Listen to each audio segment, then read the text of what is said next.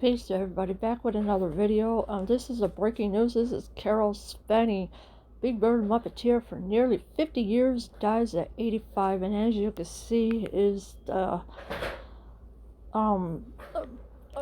screenshot of Caroll Spinney along with Big Bird, who he played the voice for. He also played Oscar the Grouch after joining Sesame Street at the very start in 1969. So yeah, he was also the voice for Oscar the Grouch as well, who lives in a garbage can. Caroll Spinney, the big-hearted Muppeteer who climbed inside a catastrophic feathered costume to play the beloved Sesame Street character Big Bird for almost a half-century, died Sunday. Sesame Workshop announced he was 85, so Caroll Spinney was 85 years old. He had climbed inside a claustrophobic feather costume to play the beloved Sesame Street character Big Bird. Spinney, who also operated and voiced Oscar, Big Bird's grumpy trash can dwelling neighbor, before retiring from the iconic kids program in October 2018, died at his home in Connecticut after living with dystonia for some time. Yeah, so he also did the voice of Oscar the Grouch, who was Big Bird's grumpy trash can dwelling neighbor. And this is before retiring from the iconic kids program in October of 2018.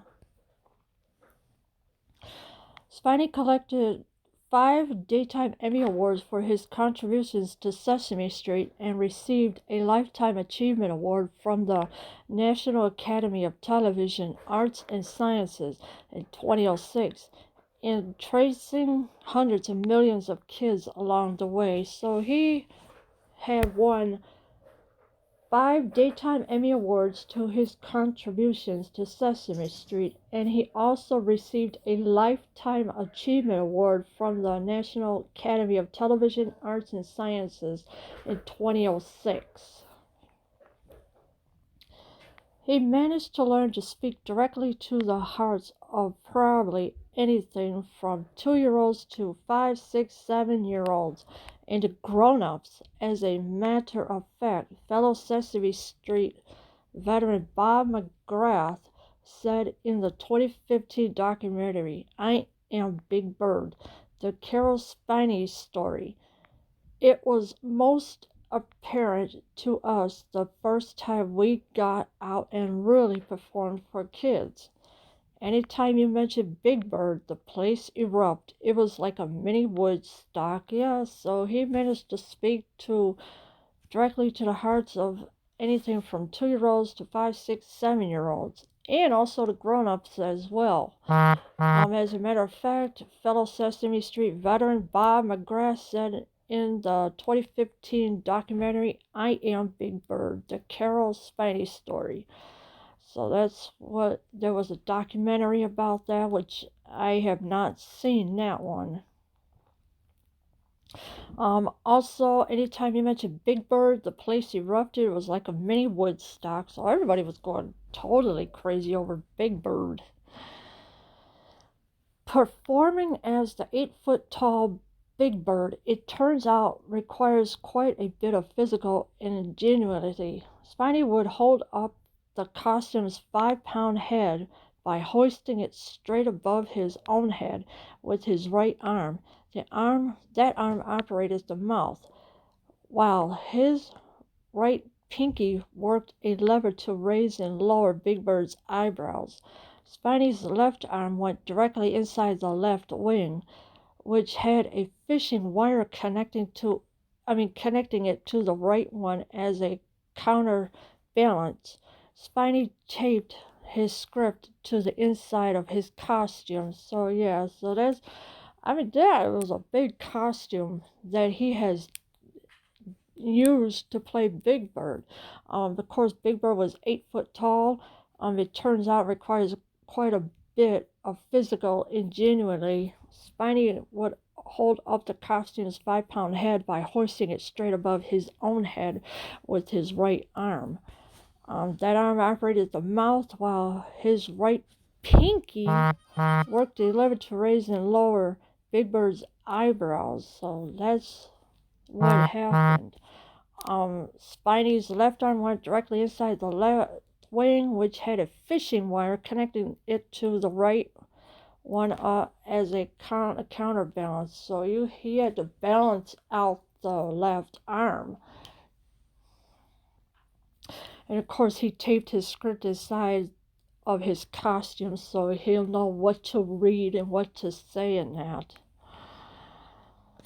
Inside, it is completely disordinary because everything inside glows yellow, said Matt. Vogel, the longtime Big Bird apparent who had taken over for Spiney, but you have a monitor on your chest that shows you what people see at home.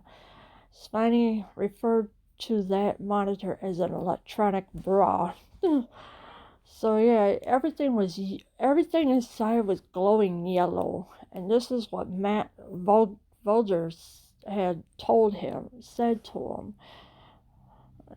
But you have a monitor on your chest that shows you what people see at home. So this is when Big Bird glows yellow, this is what people see at home. Caroll Edwin Spinney was born on December 26, 1933, in Waltham, Massachusetts. He had an early obsession with puppets, and that made him a target for bullies. He said a continuous relationship with his father pushed him to join the Air Force at age 19. So he was born on December 26, 1933, which, by the way, his birthday is going to be coming up in a couple of weeks. He was born in Waltham, Massachusetts. He had an early obsession with puppets, and that made him a target for bullies. He said a continuous relationship with his father pushed him to join the Air Force at age 19. So he joined the Air Force at the age of 19. After 4 years in the service, Spiney made his way to Bozo's Big Top, where he portrayed a number of characters and drew ammunition for the TV show as well. He just has a knack for creating characters and making them come alive. Frank Average, aka Bozo the Clown, said in I Am Big Bird, he is very creative and wonderful artist. Yeah, so Caroll Spinney was very creative. He was a wonderful artist. And of course, you got Spinney made his way to Bozo's Big Top, where he portrayed a number of characters and drew ammunition for the TV show as well. Spiney eventually left the show. I had such a grand time, he said. But on the other hand, I realized I had to do something more important in puppeteering and create a multimedia act for a puppet festival in Salt Lake City. As he prepared to go on stage, he heard that Muppets creator Jim Henson was in the audience. So Jim Henson was there in the audience when he was performing there. Of course, this was a festival in Salt Lake City. He also had such a grand time, he said. But on the other hand, I realized I had to do something more important in puppeteering. So he had to do something else to make it more creative and more entertaining. During the act, technical glitches caused by the lightning made it impossible for Spiney to complete his performance. Frustrated, he went behind a screen and pantomimed pulling his hair out before calling the whole thing off. So there was technical glitches and by the lighting and made it impossible for Spiney to complete his performances. So he was frustrated and everything else. He went behind a screen and pantomimed pulling his hair out before calling the whole thing off. So he was going to, but he decided, nah. Henson visited him backstage and despite the mishap told Spiney, I like what you were trying to do. Henson invited Spiney to meet with him about working together, and Spiney landed a job on the new Sesame Street, which bowed on PBS on November 10th, 1969. So Jim Henson came into the picture. He visited Caroll Spinney backstage, and despite the mishap, told Spinney that I like what you were trying to do. And this is Jim Henson had invited Spinney to meet with him about working together. So Jim Henson wanted to work with him. And Spiney landed a job on the new Sesame Street, which bowed on PBS on November 10th, 1969. Spiney struggled during his first year on the kids program and was walking to Henson's office to resign when he was stopped by Kermit Love, the puppet maker who had built Big Bird. Love convinced him to hold out for another month in hopes the situation would improve. So the person who had Kermit has stopped by Kermit Love, the puppet maker who has built Big Bird. So he was the one that built Big Bird. Okay. Spiney struggled during the first year on the kids program and was walking to Henson's office to resign, but Kermit Love stopped him, and Love convinced him to hold out for another month in hopes the situation would improve. It did. Big Bird at first, he was a very goofy guy, kind of a country yokel, Spiney recalled. I said, you know what, maybe he should be a kid. He just happens to be a big kid. The producers agreed. The scripts suddenly were all Big Bird and Oscar, and they were terrific. I couldn't even imagine how I could have thought about leaving such an opportunity, and I really got into it.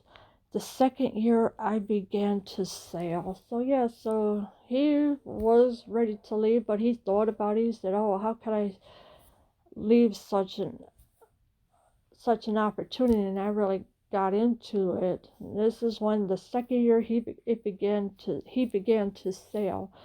So he said, you know what, maybe he should be a kid. He just happens to be a big kid. So yeah, adults do have a kid at heart in them. So, adults love watching kids stuff too on TV. Spiney appeared on thousands of episodes, more than any other cast member during his 49 years on the show. He was making a reported $300,000 when he retired.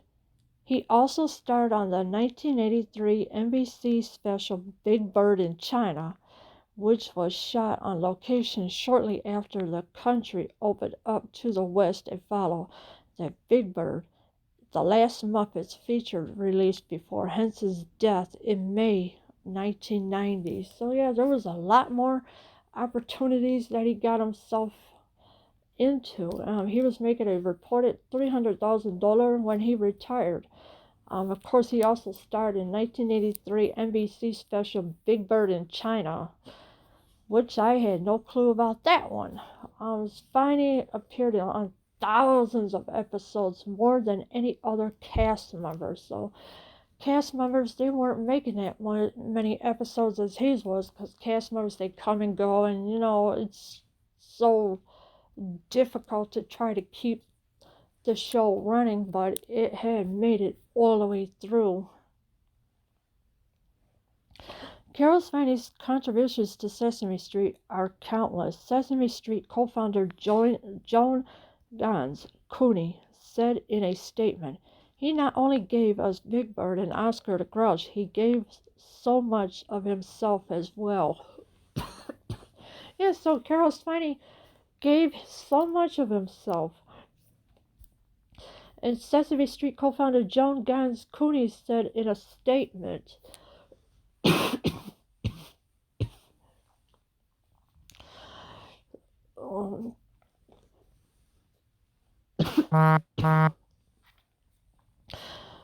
Follow that bird, Director Ken. Quappius could appreciate Big Bird's star power, so yeah. Quappius, 2009 romantic comedy, he's just not that into you. Had many famous actors in it, Scarlett Johansson, Jennifer Aniston, and Ben Affleck among them. But to be honest, he told the Hollywood Reporter in a 2015 interview, I'm not sure any of them is as well known to the world as Big Bird is. So this was the 2015 interview that was said. I'm not sure any of them is as well known to the world as Big Bird is. So Big Bird was really known to the world. Everybody loved Big Bird.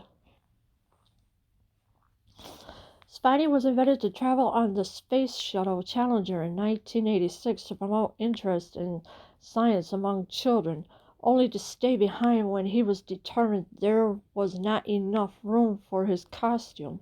Spidey, along with millions of others, was watching on TV when the shuttle exploded 73 seconds into its flight, killing all 7 crew members aboard. So during that year, there was the space shuttle exploded 73 seconds into its flight, and it killed over 7 crew members aboard. So this is why Spidey had stayed behind. I guess he knew something was going to happen, and he knew something was going to happen. So this is why he stayed behind. So because also there was not enough room for all his costumes, so that's why he also stayed behind. Spidey stopped getting inside Big Bird in 2015 when it had become too physically demanding for him to work the costume, but he continued to provide the voice for that character and Oscar until his retirement. So he stopped getting into the costume because, the costume, it's a lot of work. You gotta pull this, pull that, and everything else, but he continued to have his voice to be provided for, and also for Oscar the Grouch as well. Big Bird has always had the biggest heart on Sesame Street, and that's Caroll's gift to us. Jeffrey Dunn, president and CEO of Sesame Workshop, told the New York Times in October 2018. I think it's fair to say that Caroll's view of the world and how we should treat each other has shaped and defined our organization. So this is Big Bird always had the biggest heart on Sesame Street, and of course, it's heartbreaking that Caroll has passed away, and that's Caroll's gift to us. And this is what Jeffrey Dunn, president and CEO of Sesame Workshop, told the New York Times in October 2018. Survivors include his wife Deborah. They met in 1972 when she was working for Children's Television Workshop, and his children, Jessica, Benjamin, and Melissa. So yeah, he survived by his wife and his children as well, Jessica, Benjamin, and Melissa. So, and of course, they met in 1972, Deborah and Caroll Spinney. So, my condolences go to the family, and he will be missed. Leave your comments below. I am out.